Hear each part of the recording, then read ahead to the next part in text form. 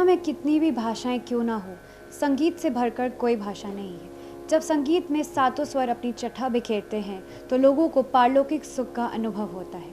आज हमारे बीच एक ऐसे कलाकार मौजूद हैं जिन्होंने संगीत के लिए अपनी पूरी ज़िंदगी दे दी। श्री संतोष कुमार जी उर्फ संतोष अनीशाबादी जी संगीत के लिए जीते हैं। तो आइए इनके मधुर स्वरों से हम आपको रूबरू करवाते हैं और इनसे संगीत के बारे में और इनकी ज़िंदगी के बारे में बातचीत करते हैं। गुरु जी, आपका बहुत बहुत स्वागत है। सबसे पहले तो मैं जानना चाहूँगी कि ये संतोष अनीशाबादी है क्या? देखिए, जैसे एक निक नेम लोगों को दिए जाते हैं जी। उसी उसी तरीके से आज से 17-18 साल पहले की बात है। एक म्यूज़िक कंपटीशन के दौरान ही जी रविंद्र भवन में ऑर्गेनाइज किया गया था प्रोग्राम को, और उसी दौरान एक सितांशु सहाय जी पत्रकार हुआ करते हैं, अभी भी हैं।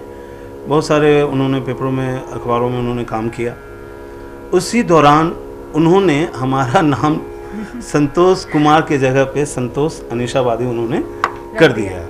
और सुबह सुबह जब हमने अखबार लिया अपने हाथों में तो नाम हमने देखा कि अरे वाह, ये नाम जो है संतोष कुमार के जगह पे संतोष अनीशाबादी पड़ गया। तो फिर हमने उन्हें फ़ोन किया कि ये सर आपने क्या किया। तो उन्होंने कहा कि संतोष जी, अब आप संतोष कुमार नहीं, संगीत की दुनिया में संतोष अनीशाबादी के नाम से जाने जाएंगे, और जाने जाएं तो बेहतर है। बस उसी दौरान से धीरे धीरे ये नाम प्रचलित हो गया, और अब मुझे संतोष के नाम से लोग कम, संतोष अनीशाबादी के नाम से ज़्यादा जानते हैं। चूँकि मेरा आवास अनीशाबाद में ही पड़ता है, गर्दनीबाग का एरिया है, पटना का एक एयरपोर्ट की तरफ पड़ता है, तो बस अनीशाबाद के नाम से। और हमारे पूरे एरिया में अब सभी लोग इसी नाम से जाने जाते हैं, मुझे संतोष अनीशाबादी के नाम से। काफ़ी दिलचस्प कहानी है आपकी कि लोग आपको आपके एरिया के हिसाब से जानते हैं, एरिया की तरफ से जानते हैं। बिल्कुल। और अभी आपके बारे में बातचीत चली रही है तो मैं यहाँ पे आपसे जानना चाहूँगी कि कहाँ से आपने सोचा कि मैं संगीत करूँगा? थोड़ा आपके जीवन के बारे में जानना चाहूँगी। देखिए, इसकी भी एक दिलचस्प कहानी है। चूँकि संगीत मेरे बचपन से ही मेरे अंदर था, इंटरनल था। चूँकि हमारा जहाँ घर है, हमारे दूसरे गुरुजी पंडित मुकुंद द्वारी, जो कि अभी देवघर में हैं, और केंद्रीय विद्यालय से उन्होंने रिटायरमेंट लिया, म्यूज़िक संगीत शिक्षक ही थे। तो वो हमारे घर के जस्ट बगल वाले घर में ऊपर में रहा करते थे। हमारे जस्ट फादर का जो रूम था एकदम सटा हुआ, बगल का बिल्डिंग जो था, और उनके यहाँ वो रेंट पे रहा करते थे। चूँकि केंद्रीय विद्यालय जो खुला था पटना का, वो सबसे पहले अनीशाबाद में ही खुला था। अच्छा। पहला केंद्रीय विद्यालय, जो कि अभी आपको कंकड़बाग में, पटना के कंकड़बाग में देखा सुना जाता है, वहीं अवस्थित है। उसी दौरान हमारा जन्म भी नहीं हुआ था। ये मैं आपको 75-74 की मैं बात बता रहा हूँ। गुरुजी रियाज करते थे 4 बजे सुबह से ही। एक तो उस समय का माहौल, आज से आप ध्यान भी लगा लेंगे कितनी बरस कोई बात है, माहौल शांत रहता था, उतनी भीड़ भाड़ नहीं थी। 4 बजे सुबह से गुरुजी शुरू हो जाते थे। हमारा पूरा घर उनकी आवाज़ से जाना जाता था। हमारे दादाजी भी कहा करते थे कि तुम क्या रियाज करोगे? गुरुजी 4 बजे सुबह से रियाज करते थे, तुम क्या रियाज करोगे? उसी दौरान हमारे, जब मैंने जन्म भी नहीं लिया था, मैं जब अपनी माँ के गर्भ में ही था, तो आवाज़ें सुनाई पड़ती थी। और ये उसी गुरुजी के आवाज़ का ही वो देन था कि जब मैं गर्भ में था, अपनी माँ के गर्भ में था, तो उसी दौरान से मुझे कानों में ये संगीत, जो शास्त्रीय संगीत का सुर है, वो मेरे कानों में पड़ता था, ताल का आवाज़ मेरे कानों में पड़ता था। मैंने जब जन्म लिया, उसके बाद भी हमारे गुरुजी ने मुझे अपनी गोद में खिलाया है। मैं बाहर निकल के अपने घर से और उनके सीढ़ियों तक में चला जाया करता था। तो कई बार गुरुजी ने मुझे अभी भी बताया कि तुम्हें गोद में उठा के मैं तुम्हारे घर में पहुंचाया करता था। तो ये पहला रीज़न था कि उसी वक्त से मेरे ये रच बस गया था मेरे शरीर के अंदर संगीत पूरा। और कहीं भी अगर एक अच्छी आवाज़ भी आती थी संगीत की, तो मैं उस ओर दौड़ जाया करता था। एक और घटना है, हमारे इलाके से मेरे बचपन में ही ये बैक पेपर, एक जो बैंड होता है, जो मिलिट्री बैंड होता है, बैक पेपर आप समझ रही होंगी, वो तो उसी इंस्ट्रूमेंट का इतना बढ़िया वो बैंड जा रहा था हमारे इलाके से होकर। मैं उस दौरान मुश्किल से 6 वर्ष या 7 वर्ष का होगा, बस इससे मैं ज़्यादा नहीं। उस बैंड के पीछे पीछे मैं अपने घर से तकरीबन 2 किलोमीटर भाग गए? मैं दूर चला गया, और खैर कहिए कि हमारे घर के आसपास के लोग उसमें भी शामिल थे। मैं तो चला गया, अब रात के 9 बज गए, साढ़े 9 बज गए, मतलब घर में चारों तरफ कोहरा मच गया। गया तो मेरा बच्चा कहाँ गया, पापा, दादा, दादी, माँ, सारे के सारे लोग परेशान, चाचा लोग भी सब परेशान। 3-3 मोटरसाइकिलें निकल गई हमारे घर से उस दौरान। चारों तरफ मतलब सर्च किया जाने लगा, गया कहाँ।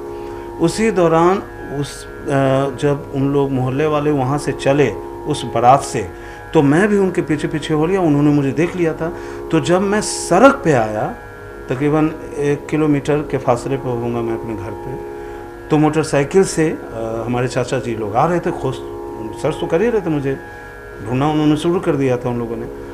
मैं मिला, उन्होंने मुझे मोटरसाइकिल पे बैठाया, फिर घर लेके आए, और घर पे लेके आए तो मेरे पापा ने मेरी वो, आप समझ रही होंगी कि जो नहीं होना था, उस रात में सारी रात में रोता रहा।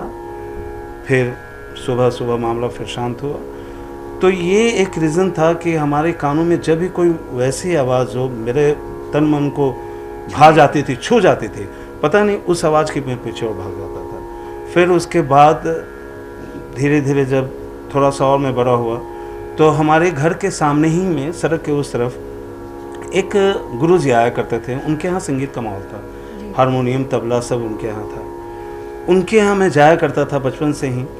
तो हारमोनियम, तबला सुनने में आवाज़ मुझे और भी अच्छी लगती थी। जब गुरुजी आए तो उन लोगों ने मुझे ऑफ़र किया कि तुम भी सीखो। तो उस दौरान ही मैंने गुरुजी से सीखना शुरू किया। मुश्किल से 1.5 महीना मैंने सीखा हो, हाँ मैंने सीखा था बस 1.5 महीना। फिर उसके बाद गुरुजी आना ने बंद कर दिया। बहुत दूर से आते थे, पैदल आते थे गुरुजी। फिर उसके बाद हमारे अपने एक मौसेरे चाचा जी हुए, पापा के मौसेरे भाई, वो संगीतज्ञ हैं, अभी भी हैं। तो उन्होंने कहा कि चलो मैं तुम्हें वहाँ लेकर चलता हूँ। फिर वहाँ गए, और जो फिर शिक्षा दीक्षा शुरू हुई, तो फिर पहले श्री अशोक कुमार गौरव जी गुरुजी, फिर उसके बाद पंडित मुकुंद द्वारी गुरुजी, और भी कई लोग गुरुजनों से मुझे जो भी मिला है, मैंने सभी से थोड़ा बहुत, सभी से मैंने कुछ कुछ लिया है। जी, काफ़ी दिलचस्प कहानी आपके जीवन के बारे में। मतलब आप भाग गए, फिर आप आए, काफ़ी अच्छा लगा जानकर। मैं एक सवाल आपसे पूछना चाहूँगी कि लोग घराना की बात अक्सर करते हैं, तो सबसे पहले तो मैं आपसे जानना चाहूँगी कि घराना है क्या, और आप किस घराना को बिलोंग करते हैं? थोड़ा आपके घराना के बारे में जानना। जी बिल्कुल, मैं अभी जो बिलोंग कर रहा हूँ वो आमिर खां साहब जी के घराने से मैं बिलोंग कर रहा हूँ। चूँकि हमारे पंडित मुकुंद द्वारी गुरुजी अभी हैं, और उन्होंने आमिर खां साहब के घराने को ये किया है, फॉलो किया है। उसी घराने से मैं भी फॉलो कर रहा हूँ, ग्वालियर घराने से मैं भी फॉलो कर रहा हूँ। और शुरू से भी श्री अशोक कुमार गौरव जी से भी जब मैंने उनसे हमने सीखना शुरू किया, उस दौरान भी ग्वालियर घराना ही था।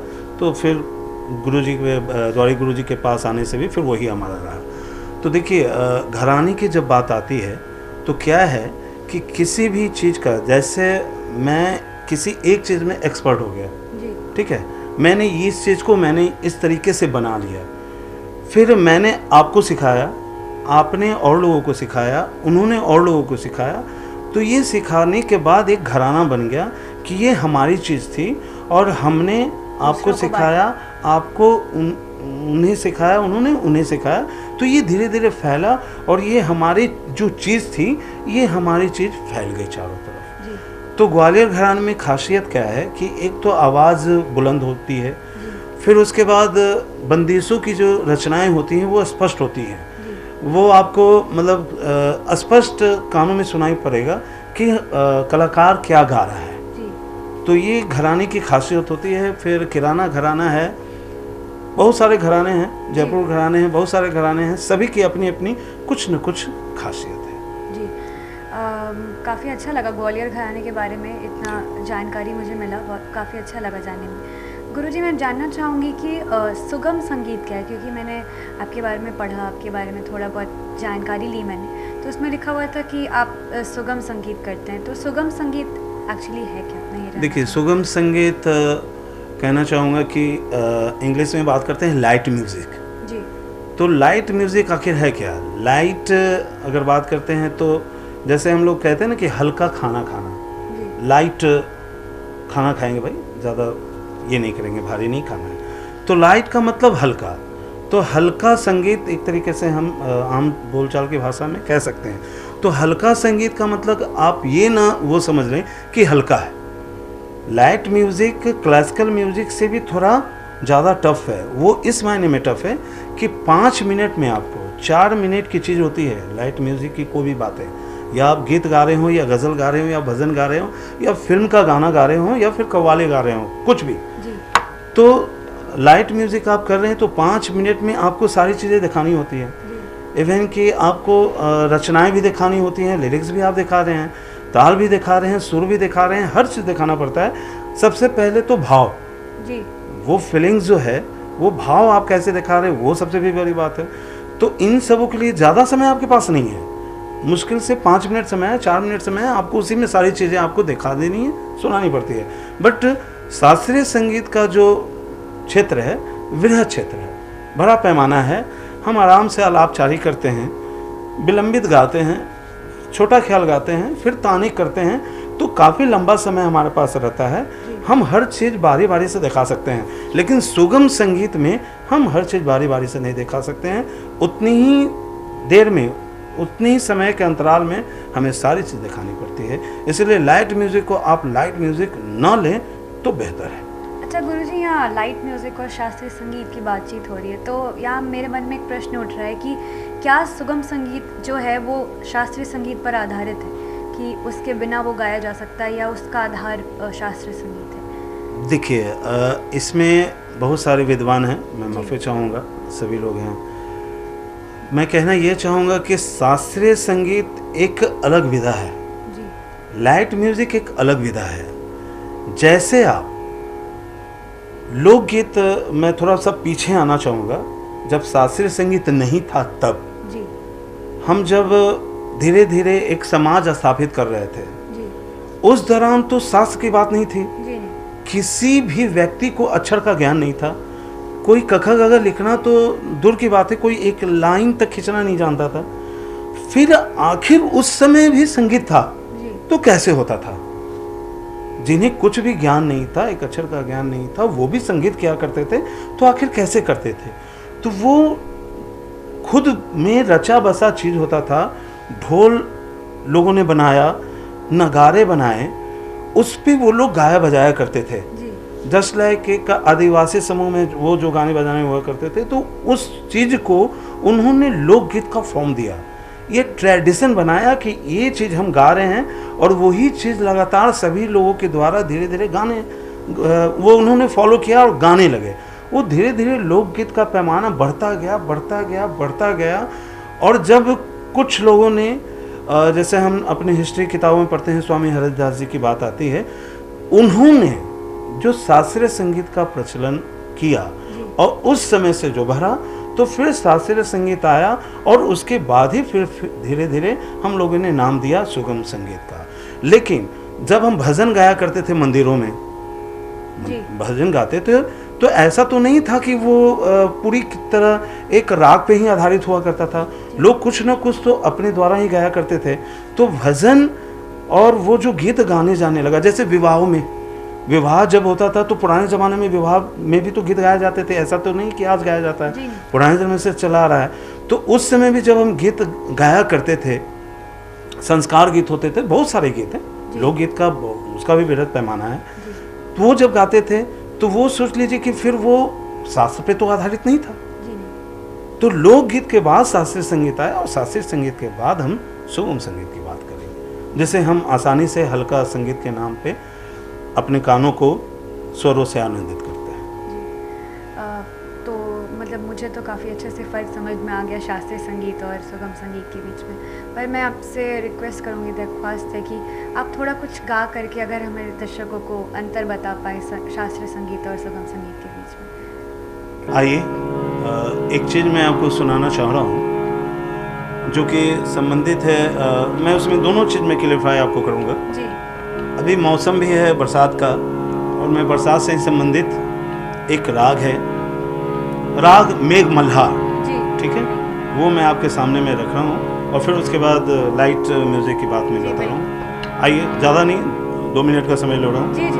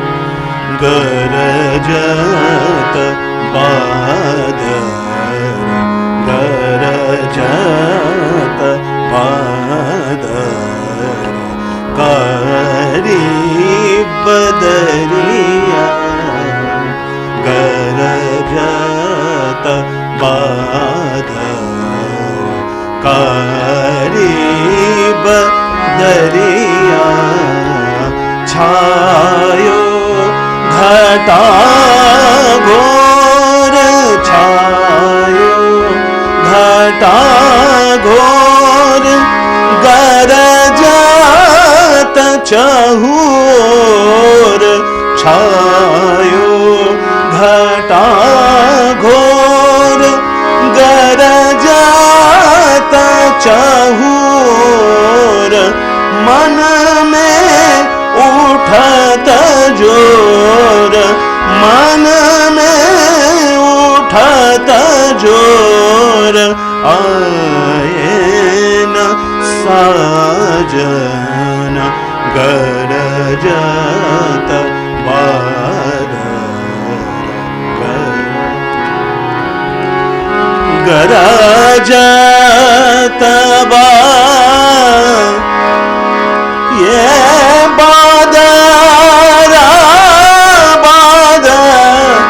बादल गरज गरजत बादल गरजत बादल गरजत गरजत गरजत।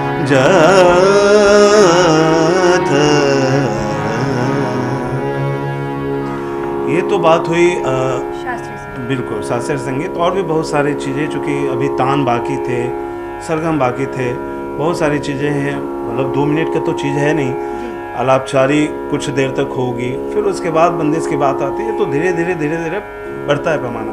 बट यहाँ समय की थोड़ी किल्लत है, इस वजह से तो ये इस तरीके का बात आता है शास्त्रीय संगीत में। जस्ट लाइक सुगम संगीत की बात करते हैं तो एक छोटी सी चीज़ है, मैं आपके सामने रख रहा हूँ। नीरज साहब जी की ये रचना है कि जब चले जाएंगे हम लौट के सावन की तरह, जब चले जाएंगे हम लौट के सावन की तरह, धरती तड़पेगी, धरती तड़पेगी, मेरे वास्ते जोगन की तरह जब चले जाएंगे हम लौट के सावन की तरह। तुझ में है कि मुझ में ये पता तब होगा, मुझ में है कि तुझ में ये पता तब होगा, ये पता तब होगा।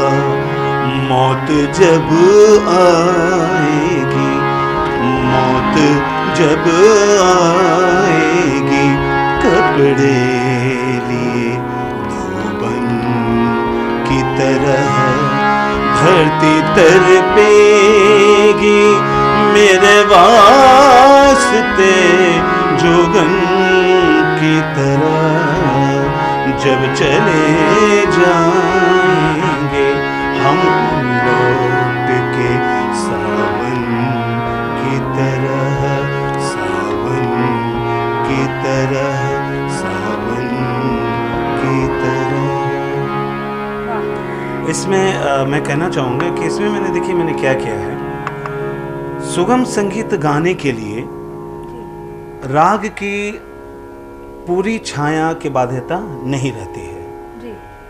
हम इसके पहले बंदिश गा रहे थे मेघ मल्हार में, अभी जस्ट इसमें मैंने राग मियाँ मल्हार और मेघ मल्हार दोनों हमने मिश्रित करके इस रचना को ये हमने गाया है इसमें। तो इसमें सुगम में ये एक फ़ायदा है कि आपको राग की बाध्यता नहीं आप रख सकते हैं, लेकिन कुछ कुछ राग ऐसे हैं जिसमें अगर आप सुगम संगीत गा रहे हैं या बजा रहे हैं तो उस चीज़ का ख्याल आपको रखना होगा, राग के मर्यादा का ध्यान रखना होगा। ठीक है। अब देखिए कितने लोगों को राग के बारे में जानकारी नहीं होती है, फिर भी वो गाते हैं, ठीक है, फिर भी गाते हैं बजाते हैं। तो इसमें फ़र्क क्या हो जाता है कि वो पूरी तरीके से अगर वो गाएंगे भी तो वो उस राग की छाया तक नहीं आएगी। लेकिन अगर आप एक क्लासिकल सिंगर को आप कहते हैं अगर गाने के लिए सुगम संगीत, तो वो उस चीज़ का ख्याल रखते हैं, राग की मर्यादा का भी ख्याल रखते हैं और उसमें किन किन रागों का मिश्रण कर सकते हैं इसका भी ध्यान रखते हुए वो सुगम संगीत पेश करते हैं। काफ़ी अच्छे से आपने फ़र्क समझाया और मुझे उम्मीद है कि हमारे दर्शकों को सुगम संगीत और शास्त्रीय संगीत के बीच में फ़र्क ज़रूर समझ में आएगा। बिल्कुल। और आपकी गायकी से लग रहा था कि आपने काफ़ी मेहनत की है और इस मुकाम पर पहुंचने के लिए। तो अभी मैं वही जानना चाहूँगी आपसे कि इस मुकाम पर पहुंचने के लिए आपको किन किन मुश्किलों का सामना करना पड़ा, थोड़ा आपके स्ट्रगल पीरियड के बारे में जानना चाहिए। देखिए बहुत सारी बातें हैं, अगर करना शुरू करेंगे हम लोग तो पता नहीं 10 घंटे भी बीत जाएंगे तो ख़त्म नहीं होंगी ये कहानी। स्ट्रगल की बात आती है तो मेरे फादर एक छोटी सी दुकान चलाते थे। अब हमारे फादर है भी नहीं, हमारे 2002 में ही हमारे फादर एक्सपायर कर गए, जिस समय हम ग्रेजुएशन कर ही रहे थे उसी दौरान। स्ट्रगल का सामना तो ये मुझे करना पड़ा कि मुझे हारमोनियम खरीदने के लिए, माँ पापा से हारमोनियम खरीदवाने के लिए मुझे एक दिन खाना नहीं खाना पड़ा। एक दिन और एक रात, पूरी रात और पूरे दिन मैंने खाना नहीं खाया। हारमोनियम तो नहीं खरीदा सका। उस दौरान भी गंगा स्नान था, मैं अपनी दादी और माँ के साथ गंगा स्नान के लिए भी गया था। मैक्सिमम मैं अपनी दादी के पास ही रहा करता था। वो उस समय गए और उस दौरान मैं आपको बता रहा हूँ 92 की मैं बात बता रहा हूँ आपको, काफी पुरानी। बिल्कुल। आर ब्लॉक के पास जीपीओ के पास दास एंड रेडियो का एक पुराना दुकान हुआ करता था, अब नहीं है। वहां पे मैंने बैंजो देखा था। तो चूंकि हारमोनियम खरीदने के लिए उतने पैसे नहीं थे हमारे पास, हमारे पापा के पास पैसे नहीं थे, तो मैंने कहा कि मुझे बैंजो ही खरीद दीजिए। तो उस समय 300 रुपया कैसे उन्होंने मुझे दिया, मैं भी ये भी अच्छी तरीके से जानता हूँ। तो गंगा स्नान करके और फिर हमने वो 300 रुपये में मैंने बैंजो खरीदा और बैंजो पे तकरीबन 6 महीने मैंने अब गाने को मैंने गाया है और बजाया, जबकि बैंजो मैंने किन्हीं से सीखा नहीं था। 6 महीने मैंने खुद से ही उस पर बजाया और मैंने गाना उस पे गाया। फिर उसके बाद हमारे गुरुजी ही ने, एक सेकेंड हैंड हारमोनियम किन्हीं का था, उन्होंने मेरे पापा को कहा कि आप इन्हें ये वाला हारमोनियम आप दिला दो। फिर मेरे पापा ने कैसे कैसे आधे पैसे, उस समय आधे पैसे ही देकर, पूरी तरीके से पैसे नहीं दे पाए पापा, फिर आधे पैसे देकर और वो हारमोनियम फिर मेरे घर पे आया। और फिर तब जाके मैंने अपने घर पे रियाज करना शुरू किया। और मैंने पहले आपको बताया था कि मेरे पास जब हारमोनियम नहीं था तो जस्ट हमारे घर के सड़क के उस तरफ जिनके यहाँ हारमोनियम तबला था, उनके यहाँ मैं 5 बजे सुबह में, मतलब उस दौरान ठंड में कुहासे ज़्यादा हुआ करते थे, अब तो इतने नहीं होते हैं कुहासे ठंड में। 5 बजे सुबह में अपने घर से निकल के उनके घर में पहुंच जाया करता था। उनके घर के सारे लोग सोए रहते थे और मैं चुपके से उनका हारमोनियम निकाल के और 1-1.5 घंटा अपना प्रैक्टिस करके फिर अपने घर पे मैं वापस आया करता। तो बहुत सारी चीज़ें हैं, बताना अगर शुरू करेंगे तब तो बहुत सारी लंबी बातें जी, पर इतने से ही पता चल गया कि आपने काफ़ी स्ट्रगल किया है यहाँ तक पहुँचने के लिए। एक दिन भूखा रहना हारमोनियम के लिए काफ़ी बड़ी बात है। बिल्कुल, हाँ, यहाँ तो लोग भूखे रहते हैं भाई कि मुझे मोटरसाइकिल लेनी है, बाइक लेनी है, मोबाइल खरीदना है, पर मैंने भूखे रहने के लिए संगीत के लिए मैंने भूखा, मैंने एक दिन और एक रात, मुझे वो जिंदगी भर ताज़ जिंदगी मुझे याद रहेगा। गुरु जी, मैं आपसे जानना चाहूँगी कि आप तो काफ़ी पुरानी बातें कर रहे हैं 1992 की, बट अभी आज की युवा पीढ़ी जो है वो काफ़ी अलग माहौल देखती है संगीत के बारे में, संगीत को अलग रूप से देखती है। तो मैं जानना चाहूँगी गुरु शिष्य परंपरा के बारे में। लोग अक्सर इस बारे में बात करते हैं बट सही मायने में जानते नहीं और समझते नहीं, तो थोड़ा इस बारे में मैं जानना चाहूँगी। देखिए, इस पर मैं थोड़ी से ज़्यादा डिटेल्स में मैं बात करूँगा कि आखिर गुरु शिष्य परंपरा है क्या। जैसे आध्यात्मिक जो गुरु होते हैं उनसे हम गुरुमुख होते हैं, और जो गुरु जी कहते हैं, जैसी शिक्षा देते हैं, जैसा उपाय बताते हैं, उस तरीके से हम अपने घरों में अनुसरण करते हैं उनकी बातों को, उनके मुख से निकली हुई बातों को। तो गुरु शिष्य परंपरा का मतलब ये होता है, पुराने ज़माने में हमने देखा है, पढ़ा है और हिस्ट्री है हमारे सामने है कि गुरु शिष्य परंपरा के अंदर में आने पे उसमें क्या है कि गुरु शिष्य के प्रति जवाबदेही होते हैं और शिष्य गुरु के प्रति जवाबदेही होते हैं। ऐसा नहीं कि गुरु जी के पास हम गए, जैसे आजकल का ट्रेडिशन है टीचर लोग कहते हैं, तो मैं इस पे थोड़ा प्रकाश में डालना चाहूँगा कि टीचर आप ना कहें, आपको जो गुरु बना रहे हैं, एक तरीके से मैं ये भी कहना चाहूँगा कि टीचर ठीक है, शिक्षक चूँकि जो शिक्षा दे रहे हैं, अक्षरों का ज्ञान करवा रहे हैं, किताबों का ज्ञान करवा रहे हैं, बस वो एक शिक्षक हम मान सकते हैं। लेकिन जहाँ पर एक गुरु आपको हर चीज़ें अपनी बता के एक समाज में खड़ा होने की बात कर रहे हैं, आपको अपना हर चीज़ बता रहे हैं, ताकि आप जो भी अपने गुरु जी के पास सीखने को आए हैं, आप जो शिक्षा ग्रहण करने आए हैं, आपको सारी चीज़ें आपको वो सिखा रहे हैं। तो इसके बाद क्या होता है कि गुरु ऐसी गलत कोई भी चीज़ ना अपने शिष्य को सिखाएं जिससे उसका प्रचार दुष्प्रचार हो जाए। क्योंकि मैं जो अगर आपको मैं सिखा रहा हूँ तो आप भी तो कहीं जाकर आप उनसे फैलाओगे, तो गलत चीज़ें मैं ना बताऊं और ना ही आप मुझसे गलत चीज़ कुछ सीखें। जी। दूसरी बात, गुरु पहले पुराने ज़माने में हुआ क्या करता था कि गुरु के यहाँ शिष्याएँ उनके यहाँ जाकर रहकर शिक्षा ग्रहण करते थे। उनके घर का काम वगैरह, जो भी घर का सार सफाई, इवन कि खाना बनाना तक भी गुरु और गुरु माता जी को ना करना पड़े, ये शिष्य और शिष्याएँ लोग उनका ध्यान रखते थे और सारी चीज़ें शिष्य और शिष्याएँ लोग करते थे। तो इससे गुरु की भी जवाबदेही बन जाती थी कि गुरु भी अब उस अपने शिष्य और शिष्याओं को इस तरीके से तैयार करें ताकि वो अपने जीवन में नाम कर सकें और समाज को एक अच्छा संदेश दे पाए।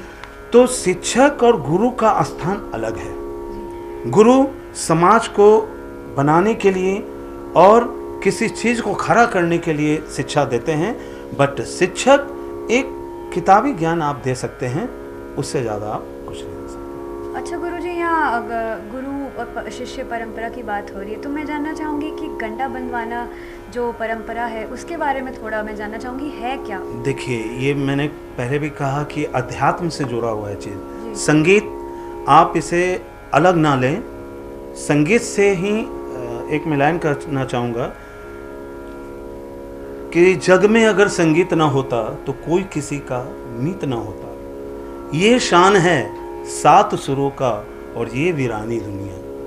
प्यार नहीं है जिसको सुर से, मैं संगीत के 7 सुर की बात कर रहा हूँ, कि प्यार नहीं है जिसको सुर से वो कोई इंसान नहीं है। सुर इंसान बना देता है, सुर भगवान मिला देता है।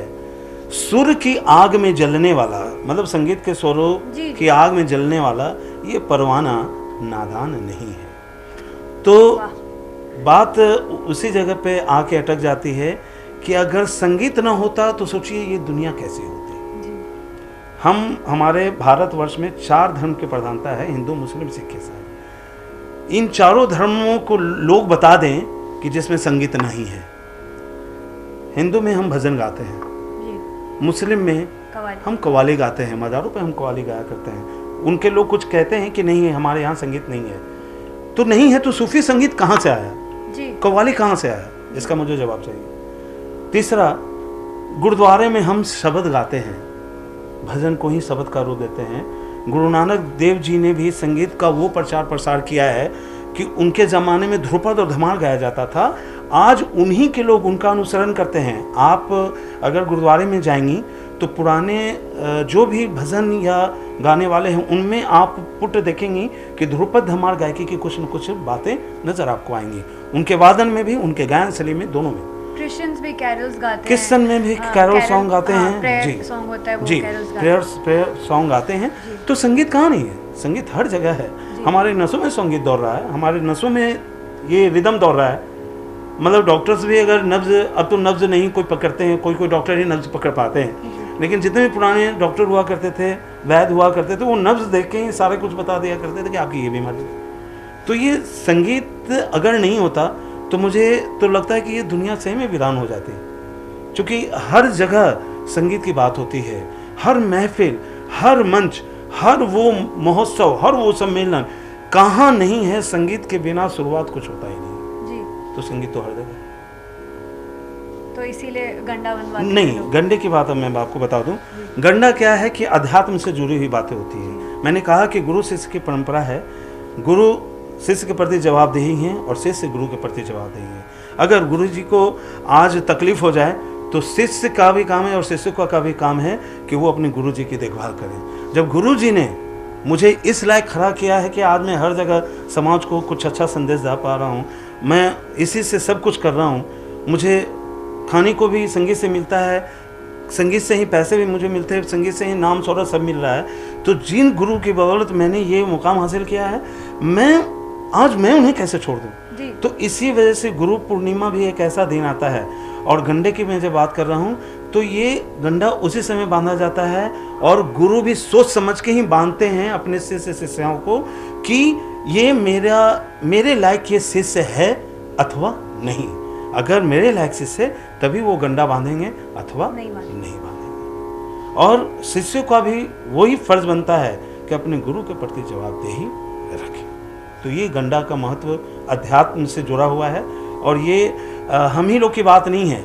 अगर कोई मुस्लिम गुरु भी उस्ताद भी हैं तो वो भी गंडा बांधते हैं। जी सही बात है। हमारे दर्शकों को भी काफ़ी दिलचस्पी थी ये जानने में, क्योंकि बनवाते सब लोग हैं बट जानते रीज़न नहीं जानते कि क्यों बनवाते। बट इसका बड़ा महत्व है, गंडा का बड़ा महत्व है। आप जब बनवा लेते हैं तो इसका जवाब आपको ताउम्र ता जिंदगी रखना होगा, क्योंकि आप जिन गुरु से गंडा बनवा रहे हैं वो गुरु आपको बनाने का काम करते हैं और आप उस चीज़ को फैलाने का काम करते हैं। गुरुजी, मैं जानना चाहूँगी कि आपकी प्रेरणा कौन है? हर किसी का कोई ना कोई प्रेरणा होता है जिसको वो देखकर आगे बढ़ने की कोशिश करते हैं। आपकी प्रेरणा कौन है? देखिए, मेरी प्रेरणा ऐसा कुछ है नहीं। मैंने पहले भी कहा कि मेरे इंटरनल में जब मैंने जन्म भी नहीं लिया था उस समय से मेरे कानों में संगीत की आवाज़ें आ रही हैं, तो ये उसी का ये असर है।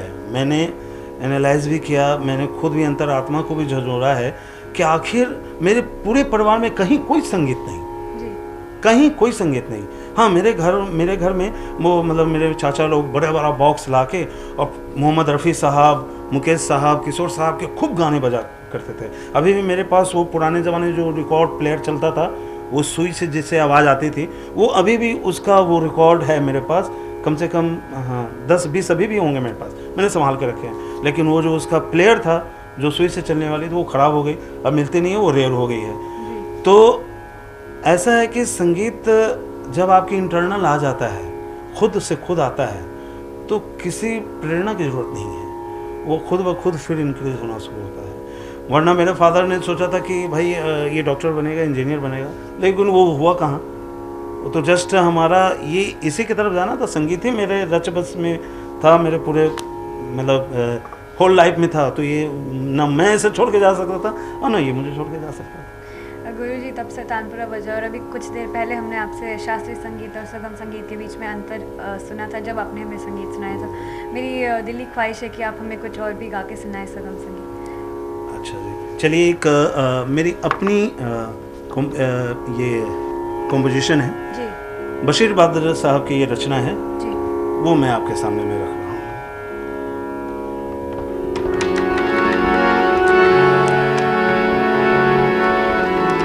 ये हमारी अपनी रचना है, मैंने खुद ही इसे कंपोज किया है।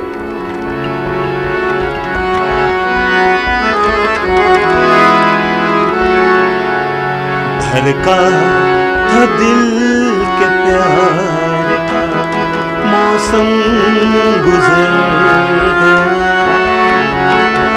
धड़का था दिल के प्यार का, मौसम गुजर गया।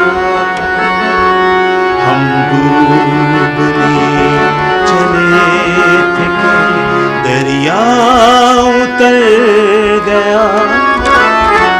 धड़का था दिल के प्यार का, मौसम गुजर गया।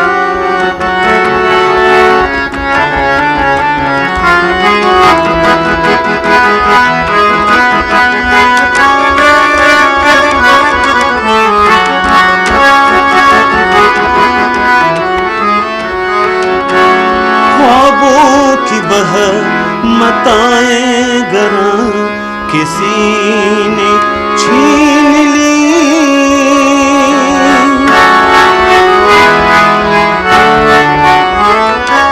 ख्वाबों की वह मताएं गरा किसी ने छीन ली।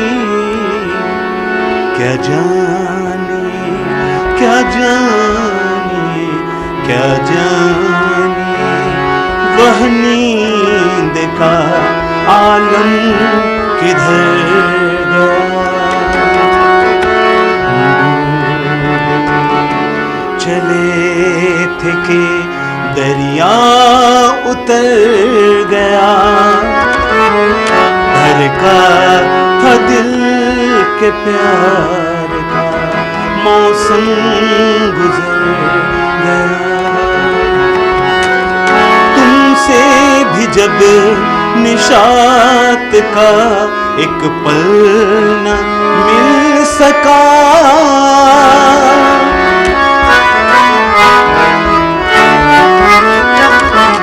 तुमसे भी जब निशात का एक पल न मिल सका। सब लोग सो गए तो मैं, सब लोग सो गए तो मैं चुपके से घर गया। डूबने चले थे कि दरिया उतर गया। धड़का था दिल के प्यार का, मौसम गुजर गया। मौसम गुजर गया। मौसम गुजर गया।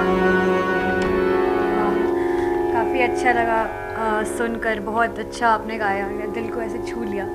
और आपसे बातचीत करके भी बहुत अच्छा लगा। पर अब वक्त आ गया जाने का, समय का। ये ऐसे तो कभी ख़त्म नहीं होना चाहिए। बिल्कुल बिल्कुल बिल्कुल। संगीत की बातें कभी ख़त्म नहीं हुआ करती, हो नहीं सकती। बट टाइम का भी हमारे पास ये है, तो जाने का समय आ गया है, तो जाते जाते हमारे दर्शकों को आप क्या संदेश देना चाहेंगे?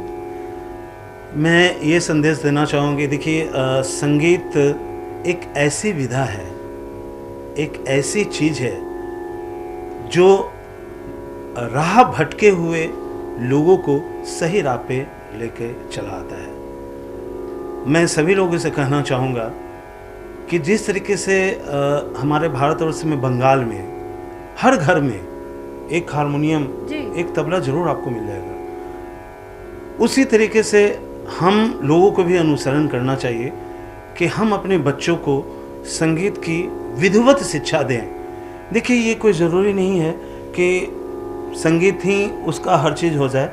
बहुत सारे ऐसे लोग हैं जिन्होंने संगीत को किया है लेकिन उनका पेशा दूसरा चीज़ हो गया। कोई डॉक्टर बने, कोई इंजीनियर, कोई ऑफिस में काम कर रहे हैं, कोई बिजनेस कर रहे हैं। तो कोई ज़रूरी नहीं है कि हर लोग संगीत को ही अपना प्रोफेशन बना कर लेके चलते हैं। लेकिन संगीत, मैंने पहले भी कहा कि जग में अगर संगीत ना होता तो कोई किसी का मित्र ना होता। ये एक ऐसी विधा है जिससे आप, आज मेडिटेशन की ओर हम लोग जा रहे हैं, एकाग्र मन करने को, हम लोग शांत मन को करने के लिए बैठते हैं, 1 घंटा समय देते हैं। आप संगीत में आ जाइए, आपको उसकी ज़रूरत नहीं पड़ेगी, क्योंकि संगीत योग से जुड़ा हुआ है। अगर योग है तभी संगीत है, अगर योग ना होता तो संगीत नहीं हो सकता है। बिल्कुल। पुराने ज़मानों में कौन लोग संगीत किया करते थे? जो पहलवानी किया करते थे वही संगीत करते थे। मैं पुराने ज़माने के कुछ लोगों का नाम लेना चाहूँगा, जैसे हद्दू खां साहब, जैसे पागल खां साहब, पखावजी थे ये लोग। उन लोगों की तस्वीरें आज भी देखने को मिलती तो यूँ बड़ी बड़ी मूछें और यूँ मतलब उनका शरीर भी, तो उनका काम ही था पहलवानी करना और संगीत करना। सुबह उठे, संगीत किया, फिर पहलवानी किया, फिर उसके बाद शाम में राज दरबारों में, राजघरानों में जाके संगीत करना, चारों तरफ संगीत का प्रचार प्रसार करना। तो मेरा यही संदेश है कि आप अपने बच्चों को, आप अपने लोगों को संगीत की शिक्षा जरूर दें, क्योंकि संगीत के बिना ईश्वर नहीं मिल सकता है। संगीत ही ईश्वर है, संगीत ही पूजा है। आपसे बात करके बहुत अच्छा लगा और आपसे बहुत कुछ सीखने को भी मिला, संगीत के बारे में भी बहुत कुछ जानने को मिला। हम अगली बार आपको एक नए कलाकार से रूबरू करवाएंगे, तब तक आप हमें इजाज़त दीजिए। अगर आपको ये वीडियो अच्छी लगे तो इसको लाइक कीजिए, हमारे चैनल को सब्सक्राइब कीजिए। बहुत बहुत धन्यवाद। नमस्कार।